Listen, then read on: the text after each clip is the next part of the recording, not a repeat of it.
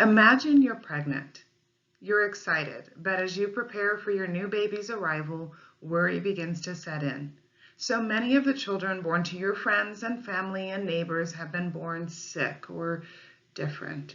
Your sister delivered her baby early, and they both had to stay in the hospital for a lot longer than expected. You don't know what to do, but you hope you and your baby will be all right. Imagine you're a clinician.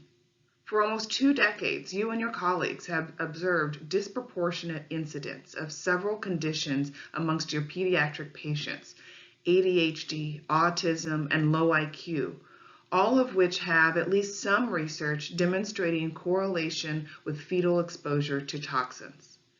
You wonder what to do as part of a system that is focused on response to disease and illness, not prevention. Now imagine you're a social worker.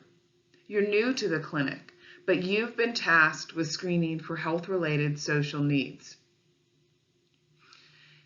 Although it is known that the patient population mostly identifies as Hispanic or Latinx, this new screening has revealed that many obstetric patients are migrant farm workers and many pediatric patients are their children. You find this curious and you wonder about the linkage. What would you do? For one clinic in California, you would realize that your team may be incomplete. And the missing care team member? Well, none other than a lawyer. So now imagine you're that lawyer. Although you're brand new to the practice of law, after talking to your clinical colleagues, patterns begin to emerge. Together, the team confirms that the children's conditions were most likely caused by exposure to pesticide in utero. The social care team evolves their screening to have a specific purpose, not mere data mining. They seek to determine which current and future patients may be at increased risk of a specific root cause of a specific health disparity. The clinicians develop a plan for preemptively educating those patients about the medical risk. Additionally, although they had long written letters to employers when patients asked, these letters about medical conditions become routine for all screened patients thanks to the effective social screening.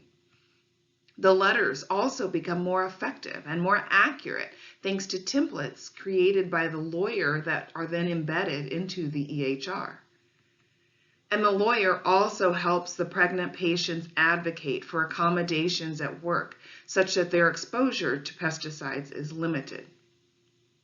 But solving for this health disparity means going upstream. And so the lawyer leads the team towards systems change using legal expertise.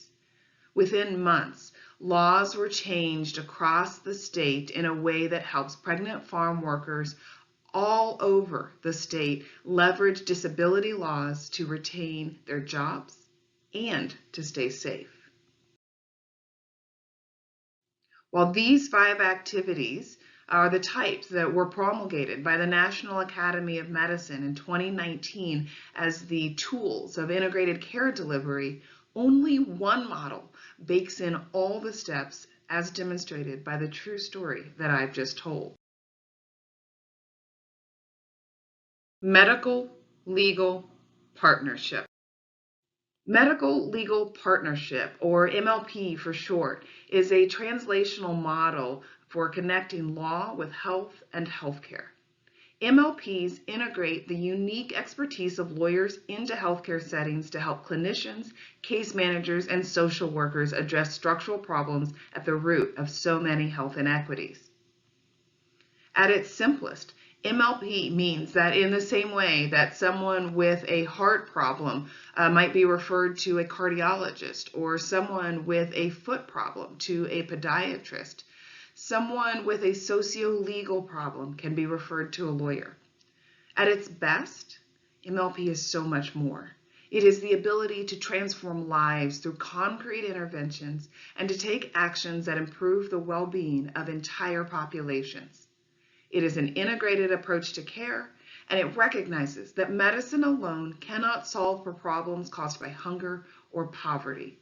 Those are systems issues, and they must be redressed at the systems level. But how does a clinic design the delivery of care to not just respond to health disparities amongst pregnant patients, but also to prevent them? One clinic in Austin, Texas, sought to solve this challenge. People's Community Clinic began as a free clinic over 50 years ago. Staffed by volunteer doctors and nurses in a church basement to take care of students and others who didn't have access to health care, it grew into a federally qualified health center that now serves over 20,000 unique patients annually. Some 85% of those patients identify as Hispanic or Latinx, and 63% of patients prefer a language other than English. More than 4 of every 10 patients are on Medicaid or CHIP, while almost half, including most of the adult patients, are uninsured. After all, Texas still hasn't expanded Medicaid. The People's Network includes a specialty clinic called the Center for Women's Health, which provides prenatal care, family planning, and other reproductive health services. In 2017, CWH began incorporating group visits into its preventive care model. The basic group care curriculum included discussions of health-related social needs, such as insurance and employment, but the curriculum did not have legal expertise or structural information built in that might tend to rectify the newly identified issues affecting the pregnancies of participating patients. CWH had access to an MLP attorney through PCC's existing medical legal partnership, which was funded as an enabling service through the Health Resources and Services Administration. The MLP Champions team identified the transition to group prenatal care as an opportunity to move medical legal services further upstream.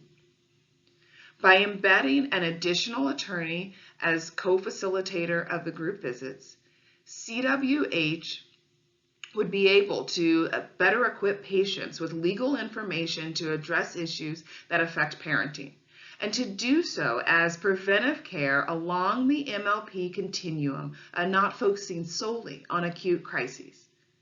For each group visit, the attorney, the health educator, and the nurse midwife met to plan the topics to be discussed. During group visits, each of the 3 practitioners facilitated discussions that encouraged expecting parents and their families to voice concerns and both share and receive support. Importantly, these questions were already arising for clinicians. The difference is that the MLP approach meant that the care team had on-site integrated expertise to mitigate the health-related needs. Group participants generally reported that not only did they have improved legal literacy, but also they found that the legal information reduced stress during pregnancy. Participating providers also reported increased self-efficacy in understanding the effects of health-harming legal needs and helping patients to navigate those. And the lawyer actually reported increased job satisfaction.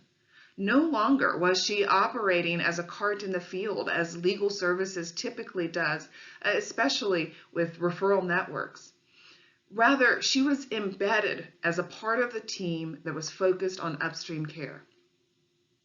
But that still left the question of sustainability. And so the team sought to multiply its capacity to ensure that its work impacted more patients by creating a video-based prenatal legal checkup series that maps onto the medical visits during pregnancy.